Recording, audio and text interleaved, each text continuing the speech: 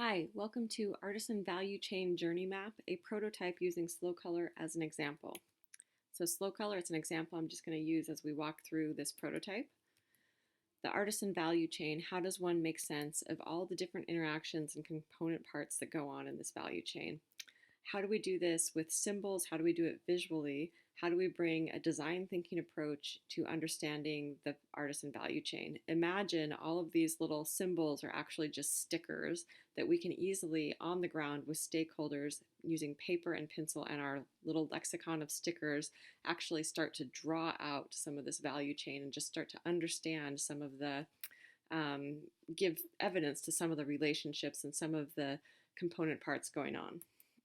So designing, in the case of slow color, this is what it might look like.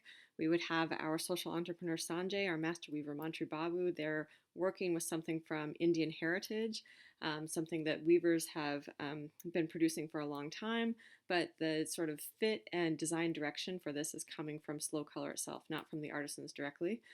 Slow color is utilizing technology by means of cell phone and Skype to supplement trips to India on the ground to communicate with weavers. And this would be one thing where on the design side, we might see where design direction is complicated here by a language barrier, being a Hindi, Telugu language barrier, but possibly more importantly, a literacy barrier. So slow color has to figure out how to communicate with these weavers visually using photography, video, and drawings. So slow color communicates a design to the weavers. Weavers put the design on the loom. They're starting to create a sample. The sample is created. If the sample is good, the materials are the right materials, the color is the right, the design is right, we'll maybe go on to the next stage and get ready to actually produce this, or it just goes into our portfolio of designs.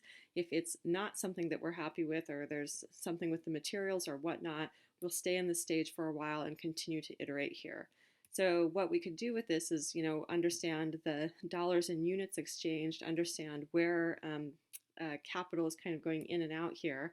We can understand what is maybe an innovation that someone's doing in a value chain. We can mark it as such, and that might be in the technology in this case. We can also understand where some of the pain points are, or look at a SWOT analysis and understand where there might be some room for improvement or room for innovation.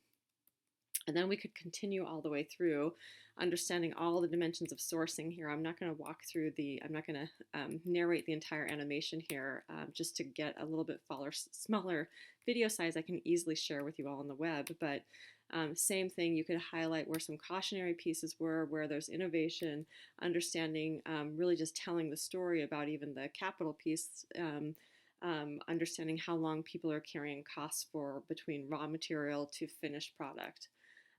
So we could just continue this going through, understanding all of these parts, understanding how production happens, understanding some really detailed parts, understanding how things are really shipped and by what carriers and what that's about. And then again, just in each sort of stage, just understanding, where there's something that's innovative, where there's something that's a barrier. And just continuing to let people tell stories with all of these symbols that are your kind of lexicon of your visual kit that you can go with, and just start to give evidence to some of the complexity and some of the interactions of the value chain. And with that, I'll thank you very much and welcome your feedback this week.